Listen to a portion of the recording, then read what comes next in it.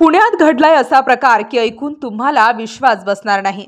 घराघरात होणाऱ्या साध्या वादातून इतकं मोठं प्रकरण होईल असं कुणालाही वाटलं नव्हतं।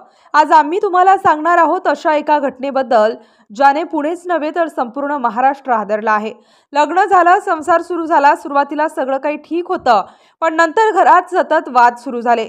बायकोचा हट्ट, आपण वेगळं राहू, आईला यायचा राग आणि मग दररोज नवा वाद।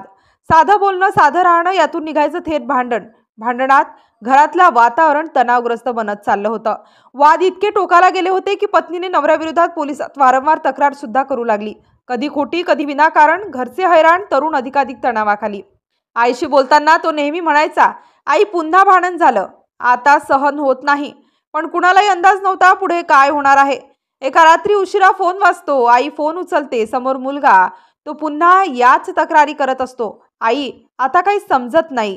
आईने समजावलं, सहन कर, उद्या सगळं ठीक होईल। पण आईलाही ठाऊक होतं की तो उद्या कधीच येणार नाही। दुसऱ्या दिवशी सकाळी घरातून हाका, लोक धावतात। समोरचं दृश्य इतकं भयानक होतं की कोणाच्याही अंगावर काटा आला। 24 वर्षांचा तरुण, ज्याचं आयुष्य अजून सुरू व्हायचं होतं, ज्याने संसाराचे नवे स्वप्न पाहिले होते, तो आज घराच्या आत निश्चल अवस्थेत पडला होता। जवळच सापडली एक चिठ्ठी, त्यात लिहिलं होतं, मला सततच्या वादाचा कंटाळा आला आहे। पत्नीचे हट्ट, खोट्या तक्रारी यामुळे मी जगू शकत नाही। संपलं। एक तरुण एका हट्टाला कंटाळून टोकाचं पाऊल उचलून गेला। आईने पोलिसांकडे तक्रार दाखल केली। त्यानंतर पत्नी आणि तिच्या आईवर आत्महत्येस प्रवृत्त केल्याचा गुन्हा दाखल झाला। सुरुवातीला सांगितलेली ती धक्कादायक भयानक घटना म्हणजेच पुण्यातील आदित्य देशमुख काल्पनिक नाव या तरुणाची आत्महत्या।